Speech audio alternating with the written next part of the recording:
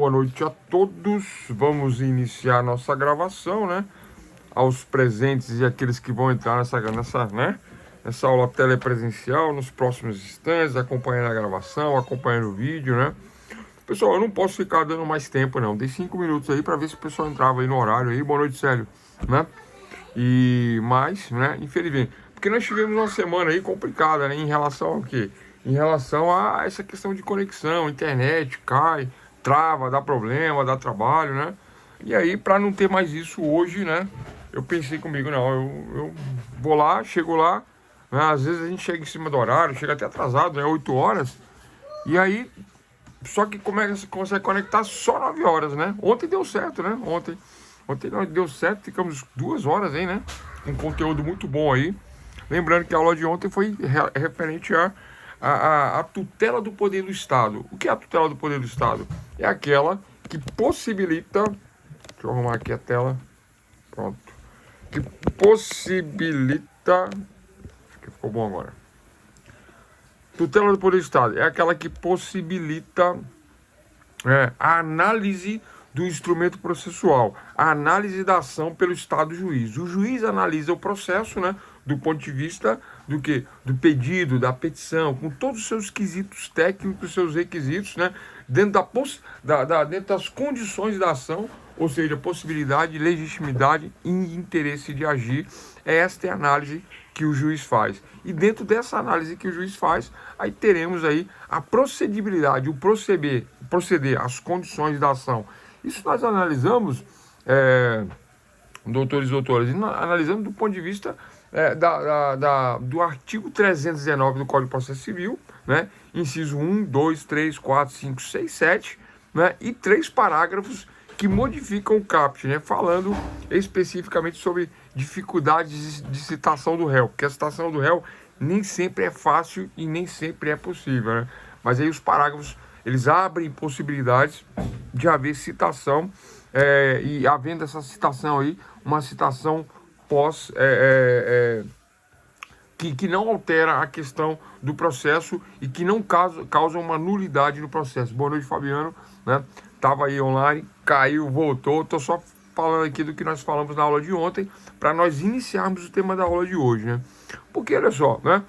Então, nós fizemos ontem, né, na prática, uma análise sobre como funciona na justiça, como funciona o pedido, como funciona o instrumento de atuação do Estado, que é o processo, né? Processo e ação, né? Então, nós fizemos na prática ontem essa questão aí. Tranquilo? Tá aberto o áudio aí, Fabiano, tá saindo na TV aí. Então, olha só. Olha só, analisamos o artigo 319, todos os seus requisitos técnicos do artigo 319, 1, 2, 3, 4, 5, 6 e 7 incisos, analisamos. Na prática, vocês sabem fazer uma petição para o Estado juiz. Na prática, vocês sabem como se inicia o primeiro ato processual, o primeiro ato dentro do processo, um ato considerado um dos mais importantes, talvez o mais importante. Tão importante quanto a petição inicial é a contestação, que é o ato do lado contrário, né? Lembra que o processo é um conjunto de atos que nos levarão à sentença? Então, o primeiro ato é a petição inicial. O segundo ato, da parte contrária, é a contestação, né? Mas, claro que entre a petição, eu tenho o despacho do juiz, o despacho saneador, avaliar as condições da ação. Por que eu estou falando isso? Porque a aula de hoje, pressupostos e nulidades processuais, né? Porque além das condições da ação, depois que o processo ele é instaurado e ele começa a se desenvolver regularmente, né? O desenrolar do processo, o processo válido, ele vai ocorrer, né? Observando, agora que já tem a possibilidade jurídica, a legitimidade de parte e o interesse de agir, agora nós vamos ficar observando todos os outros atos, né? A partir daí, que ele é normal, que o processo funciona, nós vamos ficar observando para ver se não tem nenhuma nulidade durante o processo, uma nulidade no meio do processo, uma nulidade no final do processo. Porque se houver uma nulidade relativa ela deve ser corrigida, sob pena de ser confirmada ao final, por ser relativa, né? Ela se confirma, porque ninguém se manifestou, ninguém falou nada, o interesse é particular, o interesse é privado, nulidade relativa, o interesse privado. Vou dar um exemplo já? Eu vou me divorciar, minha cliente vai se divorciar, e eu ingresso na justiça com com o pedido de divórcio. Eu ingresso na justiça com pedido de divórcio, né? Ela contra ele, minha cliente, eu entro com pedido de divórcio. Faço a petição inicial do artigo 319 do CPC, né? Nos seus requisitos. Endereçamento para juiz, qualificamento, né, de autor e réu, nome da ação, que é um divórcio, fatos, fundamentos, direito, que é a causa de pedir, pedido imediato e imediato, aliás não, imediato na sequência, né? Boa noite, Gustavo. Logo na sequência, os requerimentos. Então eu faço a minha petição. E observe, doutores, que eu, ao fazer a petição, né, todos os requisitos estão presentes, né? As partes são legítimas, possibilidade jurídica, legitimidade, interesse de agir, ok, passa pelo juiz, passa tranquilo. Passa pelo juiz porque ele dá o despacho saneador e o outro lado é citado normalmente, é citado regularmente, né? É citado. Com a citação, forma-se a relação jurídica processual, tornando válido o processo. Tranquilo? Torna válido a relação jurídica. Juiz, autor e réu. Com essa questão em andamento, em desenvolvimento, juiz, autor e réu, né, tenham aí o proceder, tenham aí uma ação válida. Estamos falando de um divórcio. Tranquilo? Sem novidade. Já conversamos sobre isso na aula anterior. Tudo aqui é uma revisãozinha, né? Mas notem só.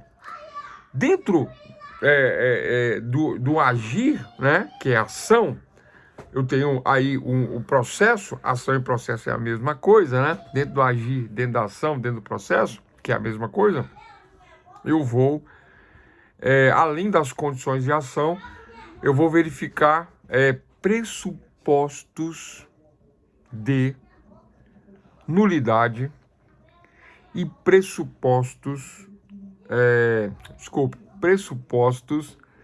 e nulidades processuais. Olha só, né? Fiz uma pequena revisãozinha da aula de ontem e estou dizendo que o tema da aula de hoje é pressupostos e nulidades processuais. De que pressupostos eu estou falando? Antes de entrar com a ação, eu tenho que verificar quais pressupostos, as condições da ação.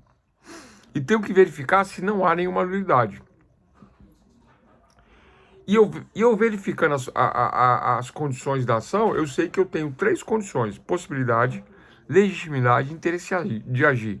Isso é do semestre passado, né? Mas eu repito sempre, porque é um pressuposto para compreender a matéria, né? E é um pressuposto para os pressupostos de nulidades. Tranquilo? Estão acompanhando? Então, né? Estabelecida a relação jurídica processual, estabelecido que agora eu tenho uma ação, que agora eu tenho um instrumento de atuação pública, que é o processo, preenchidas as condições da ação, eu vou acompanhar o processo número 1, do ponto de vista da existência. Letra A, número 1, primeiro ponto da aula de hoje, de nulidades processuais. Existência. Anotem aí. São requisitos essenciais que a relação jurídica processual se estabeleça. É tudo que eu acabei de falar. Ligados à nulidade absoluta. Insanável, imprescritível e reconhecível a qualquer tempo. Já vou dar um exemplo. Seja no processo, seja após o trânsito e julgado da sentença. Então, pessoal, esse pressuposto de nulidade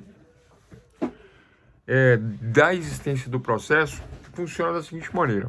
Eu tenho um processo, eu entro com o processo começa a ter um andamento, né? Mas existe uma nulidade aí, absoluta, não é relativa, ela é absoluta. Quando que a nulidade é absoluta? Vocês se lembram, né? É por isso que eu sou repetitivo, porque eu tenho que estar sempre lembrando essas questões, porque eu sei que é muita coisa, né? Lembram, pessoal? Estou um pouco sem voz hoje. O pressuposto de nulidade absolutamente nulo é o processo que é julgado, por exemplo, por um juiz injusto, um juiz parcial. Quando há, por exemplo, uma parcialidade do juiz. O processo é absolutamente nulo. Eis a questão.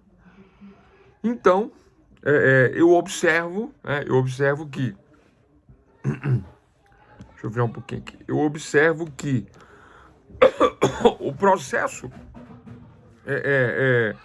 por exemplo, julgado pelo doutor Sérgio Moro, quando ele fez a dobradinha com o promotor de justiça, e ele passava recado, passava conselho, né? Ainda por cima furou ali a questão do segredo de justiça, né?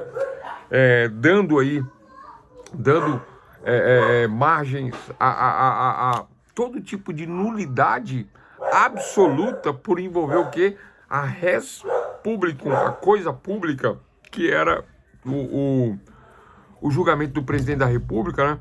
Então, nesse caso da Lava Jato, nesse caso onde existe a coisa pública, a res publicum, o objeto é absolutamente, né? É absoluto, há uma nulidade absoluta por envolver o presidente, por envolver a questão pública, por envolver a res publicum, né? A coisa pública. Então, do ponto de vista da existência, agora vamos lá, né? Primeiro momento de nulidade. Do ponto de vista da existência, ele não deveria existir. Desde o início, houve nulidade absoluta por causa da coisa pública. Qual a comparação entre o absoluto e o relativo? O relativo, pessoal, é causas de divórcio, envolve particulares. Alimentos, envolve particulares. Um acidente de trânsito envolve particulares. Isso tudo é relativo. O advogado do outro lado é amigo do juiz, mas eu não sei. E passa desapercebido. Só que quando antes da sentença eu descubro que ele é amigo do juiz. E a nulidade é relativa. Onde eu deveria ter visto isso? Lá no começo. Mas eu não vi. Agora que eu vi, eu alego nulidade e o juiz não vai poder julgar a ação porque há uma nulidade relativa, nesse caso aí. Por que relativa, pessoal? Porque é de interesse só particular. E eu percebi agora, né, essa suspeição entre juiz e advogado do outro lado. Percebi agora. Mas causa algum prejuízo? Lógico que causa. A suspeição causa prejuízo, né? Mas eu percebi agora. E eu alego agora. Por isso que eu falei que em qualquer momento pode ser alegado, né? A nulidade a relativa, ela pode ser alegada em qualquer momento. A absoluta pode também ser alegada em qualquer momento. Só que a relativa, se não for falado nada, passou, deu sentença, acabou. Não tem o que fazer. Não cabe recurso. Não cabe na relativa. Por se tratar de interesse particular, não cabe, né? Tem-se que houve uma justiça, houve um julgamento justo, fecha a questão. Na relativa. Na absoluta, não. Na absoluta, passou 8 anos para condenar o ex-presidente. Quando condenou o ex-presidente, após 8 anos de processo, lá no STF, descobriu-se que, além da parcialidade do juiz Sérgio Moro, houve a questão do endereço, da incompetência de foro. O endereço é o foro, né? Ou seja, o Estado de Curitiba não tem competência para julgar senador, deputado federal e presidente da República. Então, por incompetência de foro, que eles chamam de CEP, não tem nada a ver isso aí, né? Não houve foro, ou não atendeu a questão do foro privilegiado, que é diretamente no STF. E a questão, quando eu falo privilegiado, pessoal, significa dizer que quem tem competência e especialidade para julgar esses casos é o Supremo Tribunal Federal. Eles têm competência, né? Direto lá no Supremo. Presidente, senadores, deputados federais são julgados direto no Supremo. Aí julgou em Curitiba. Por isso, nós temos o apelido jocoso, o apelido o pessoal... Tem gente que não entende e acha que é bonito. Não é bonito, é feio. É como xingar, né? O apelido jocoso de República de Curitiba, em razão da incompetência de prerrogativa de foro, de prerrogativa de função do presidente da República. Eis a questão, eis a nulidade absoluta. E por que absoluta? Por causa da res publicum, da coisa pública. Tranquilo? Eis a questão. Res publicum, coisa pública, deve ser julgada de forma adequada, de forma correta. Havendo nulidade em relação à coisa pública, qualquer nulidade pode ser alegada a qualquer momento. Vou repetir o primeiro conceito da aula, para nós fecharmos. Pessoal, hoje a aula vai ser rápida. É só isso. É só nulidade relativa e absoluta. E quando eu posso alegar, quando eu não posso alegar, e como alegar, e quando alegar, e qual é o meio qual é o instrumento processual para isso, que eu já vou falar agora. Qual é o instrumento processual? Dentro do processo, defesa de exceção, é o nome. Anota aí, dentro do processo, para alegar nulidade relativa ou absoluta, defesa de exceção. Fora do processo, acabou tudo. Primeiro recurso, segundo recurso, terceiro recurso, tá lá em cima, acabou, não tem mais recurso. O que eu faço? Faço exceção? Não. Eu faço uma ação rescisória de sentença. Qual a sentença que eu vou rescindir? Rescindir todas. Por isso que nós temos um descondenado, que é o termo que o pessoal utiliza, né? É jocoso? Não. Estou falando mal? Não. É ideologia? Não. Né? Houve a condenação errada e agora uma descondenação por nulidade. Tranquilo, pessoal? É isso. A aula de hoje é isso. Eu poderia parar aqui agora, né? Agora eu vou entrar só na repetição agora, né? O que é relativo, o que é absoluto, fazer a comparação, né? E os exemplos, que são esses. Da absoluta é quando envolve a coisa pública. Quais os instrumentos de atuação durante o processo? Defesa de exceção. Na defesa de exceção, eu detecto a nulidade, né? E eu tenho certeza que o doutor Zanin, né? Atual ministro, muito, né, preparado, ele deve ter alegado, na época, a defesa de exceção, dizendo que o processo era nulo por prerrogativa de função, por foro, fora a parcialidade do doutor Sérgio Moro. E ele deve ter alegado isso aí, né? Deve não. Eu vi reportagens, né, dizendo que houve essa alegação, mas o ex-juiz Sérgio Moro, ele queria holofotes, né? Ele queria ser artista da Globo. Ele quer até hoje, né? Ser artista, ele quer um talking show, né? Por isso que advogado não pode ter Facebook, não pode ter Instagram, não pode ficar dando parecer público, né? O meu canal da internet é um canal acadêmico, não tem divulgação, não é monetizado. Vocês nem curtem os vídeos que estão lá, né? Eu coloco para vocês nem curtem os vídeos lá, não se inscreve. O canal é isso. É só um canal para levar conteúdo acadêmico, ponto, né? Nessa questão. Então, doutores e doutoras, né? O doutor Sérgio Moro, ele queria ser presidente da República, ele queria uma autobiografia, né? Como alguém importante, né? A ponto de prender o presidente da República. Ele tomou para si essa função, né? E aí, ele caiu na parcialidade. Ele caiu no maior pecado dentre os 7 pecados capitais e do maior pecado que o direito proporciona a todos, advogados, promotores, juízes, delegados, todos que militam, que trabalham na área da justiça. Infelizmente. Qual é o nome desse pecado, pessoal? Né?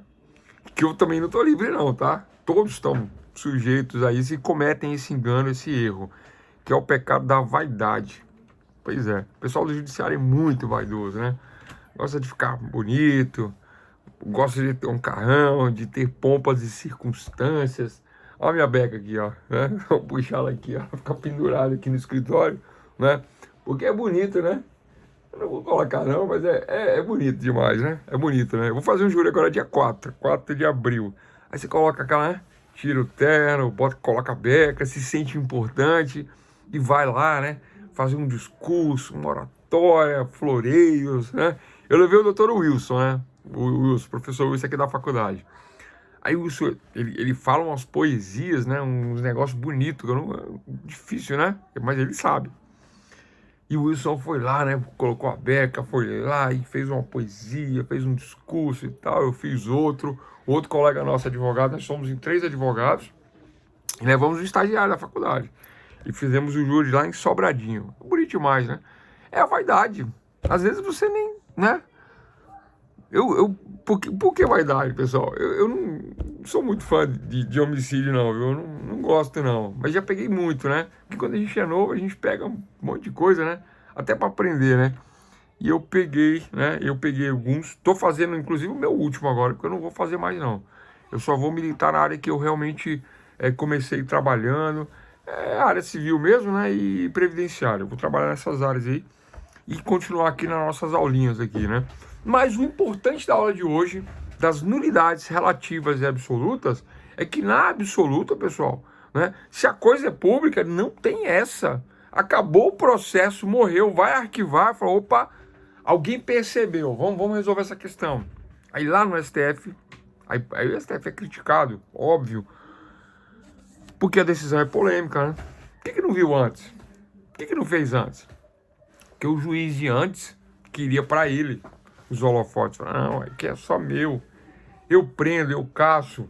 Houve um habeas corpus no Tribunal Regional Federal da 4ª Região, TRF4, lá de Curitiba mesmo, né? Olha só, houve a sentença do juiz de primeiro grau. Houve um recurso da sentença dizendo, não concordamos. E o foro é inadequado, indevido, além da parcialidade. A parcialidade eles alegavam a todo momento, né? A suspeição do juiz que queria ser presidente, do juiz que queria ser senador e é senador, do juiz que queria ser político, do juiz que queria os holofotes da mídia, né? Essa foi a sentença. E essa sentença foi muito mal vista, né? Foi muito mal vista e hoje existem vários problemas. Ele enfrenta vários problemas por causa disso. E é o que acontece, né? Para nós finalizarmos aí. É mais 8 minutos de aula, né? Estamos com 22, mais 8, 30, acabou. Olha só, o que acontece nessa sentença? O juiz, né? Pessoal, eu não estou falando mal da pessoa, não, tá? Eu estou dizendo que ele se excedeu por causa da vaidade. Acabei de explicar. E que eu tenho uma vaidade, todos nós temos uma vaidade. Ele queria caçar o presidente Lula e ele conseguiu, né? Mas para isso ele quebrou uma regra de nulidade absoluta. Resumindo, é isso. Uma regra muito importante. Porque ele quebrou uma regra, pessoal, contra quem? Contra todos nós. Contra eu, contra vocês, contra o povo, contra a República Brasileira. Res publicum, coisa pública, contra a República. Fabiano, falei com você no PV do WhatsApp, olha aí. Eu vou dar uma olhada. É sobre esse assunto? Não sei, vou dar uma olhada. Se for, quiser falar agora também, senão eu falo, a gente conversa lá, né? Então, o presidente, né, o juiz, né? O juiz, muito competente, mas muito incompetente. Ó, professor, agora você pegou pesado, você vai ser processado. Vou explicar. Ele é muito competente como juiz, mas é muito incompetente a vara dele, porque a vara dele não pode julgar o presidente da República, os senadores e deputados federais. Então, muito incompetente, entendeu?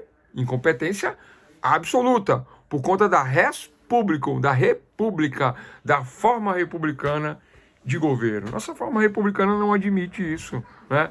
Se é de interesse público, de interesse a todos, né? Dentro do processo, defesa de exceção. Foi alegado em defesa de exceção várias vezes que ele estava sendo parcial, que ele, aí teve o apelido de vaza-jato por causa da defesa. A defesa falava, olha, está vazando as informações sigilosas, está prejudicando o nosso cliente. E, além de tudo, o juiz é incompetente, né? Do ponto de vista da competência do local, do foro. Como é que pode isso? E aí vazando. Para onde vazava? Para o canal de televisão, né? Que foi pago para bombardear o presidente, que hoje é amigo do presidente, vai entender, né? Tudo é dinheiro, né? Pagou, eles publicam até a verdade. Normalmente eles publicam só o que, né, quem paga, né? Pagou, publica. Mentira, é verdade, tanto faz, eles vão publicando aí. Por que isso? Por conta das ideologias que nós estamos vendo aí, pessoal, né? É errado? Também não. É errado, não é errado pagar pela publicidade? Também não. Eu não pago o advogado de defesa, é a mesma coisa, né? Pagou, o advogado vai lá e faz a defesa, de acordo com a norma, de acordo com a lei. Mas do ponto de vista da nulidade absoluta durante o processo, defesa de exceção durante o processo. Acabou o processo, acabou tudo. Olha só, foi alegado em defesa de exceção várias vezes, mas não foi acatado. Por quê? Porque o primeiro juiz, o Sérgio Moro, ele interferia. Ah, professor, mas aí você foi longe demais. Prova pra gente que ele interferia. Eu vou provar. O TRF4 concedeu um habeas corpus para libertar o presidente Lula, dizendo que a prisão era ilegal por conta de que não pode haver condenação em segundo grau e logo em seguida a prisão. Não é prisão preventiva.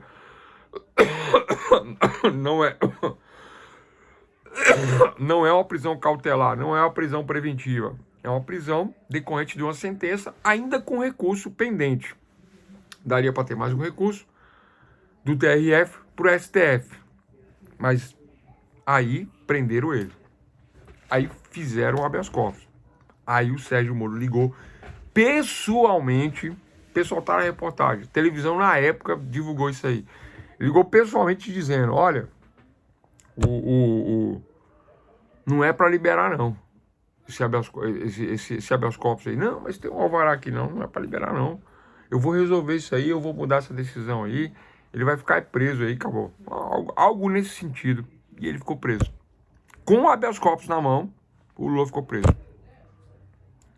Podia ter saído, não saiu. Por interferência pessoal do juiz de primeiro grau no habeas corpus, que não tem nada a ver com ele. Quando ele dá a sentença, acabou a participação dele. Mas ele queria continuar participando. Vocês entendem? Entende, pessoal? Cláudio, Célio, Fabiano, Gustavo. Tranquilo? Eis a questão da nulidade absoluta. Eu já dei esse exemplo várias vezes, já comentei várias vezes em outras questões, né? Em princípios, princípio da imparcialidade, atos do juiz, né? A questão da parcialidade gera todo esse problema, por isso que é muito comentado na teoria geral do processo. Então essa é a questão da nulidade absoluta. Vamos lá para a relativa? Na relativa, pessoal, são questões de partes, né?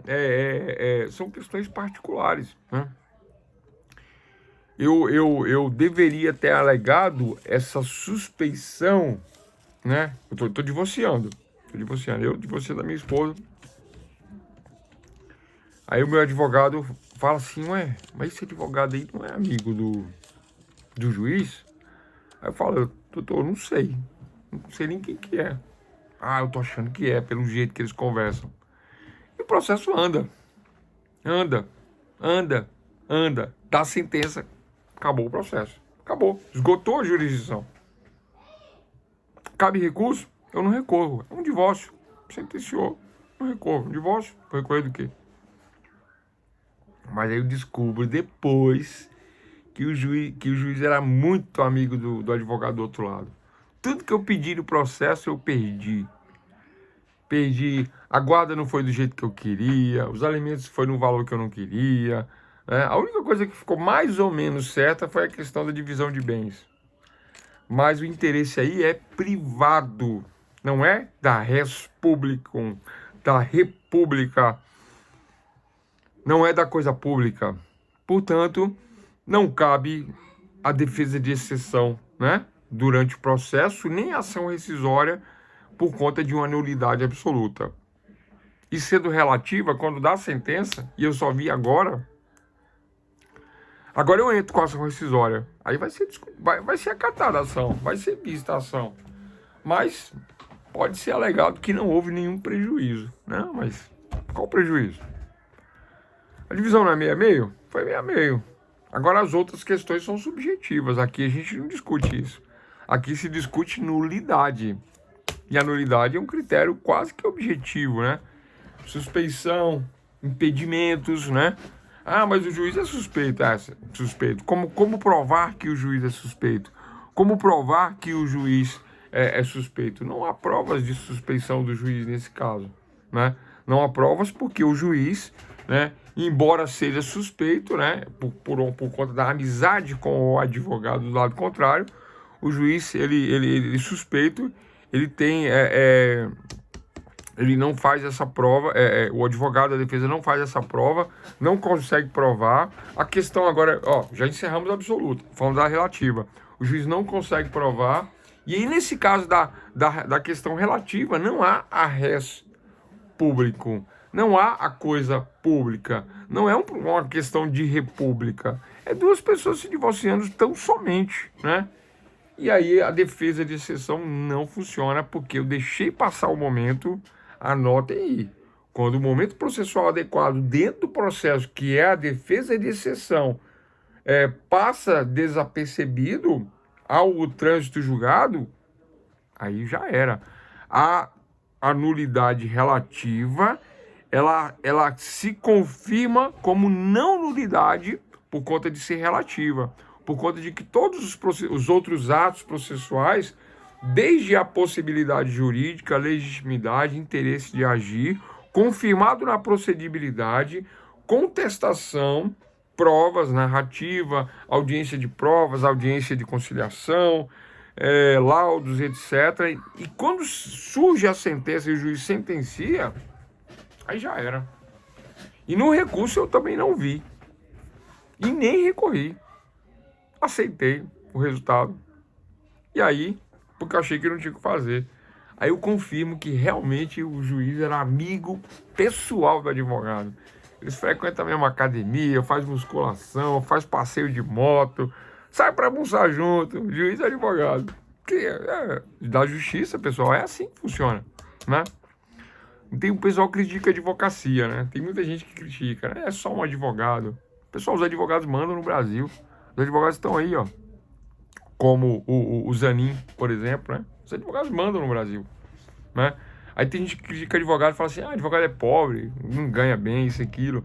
Pessoal, os escritórios do Lago Sul aqui de Brasília, advogado pobre ali ganha em milhões. Em milhões. Em milhões. Milhões que eu falo milhões de reais, tá? Os pobres, né? Os pobres, lá do Lago Sul. Os ricos, aí já não é milhões, aí já é coisas que a gente não consegue imaginar, né? São dessa maneira, dessa forma. Então a questão é essa daí, né? A questão é que para a nulidade absoluta, quando existe um interesse absoluto, né, de toda a sociedade, né, há em qualquer momento a defesa de exceção. E fora do processo ainda há a ação rescisória para nulidade absoluta. E para nulidade relativa, fechou, não tem o que fazer.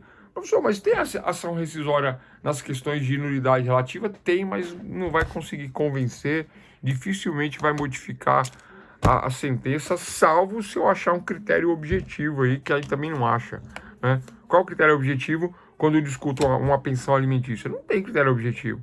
Existe o trinômio, né? Oportunidade, possibilidade, necessidade, né, de prestar alimentos. Isso é subjetivo, isso não tem como discutir. Ah, mas aí o juiz era amigo do réu, deu uma pensão lá embaixo. Então, é subjetivo, não é objetivo. Então é isso, doutores e doutoras, né? Excepcionalmente conseguimos dar uma aula hoje das 19h30 até agora, né? Quem chegou atrasado, só lamento, né? Porque o horário da aula é 19h30. A faculdade está com problema lá né? E ponto final na nossa aulinha, né?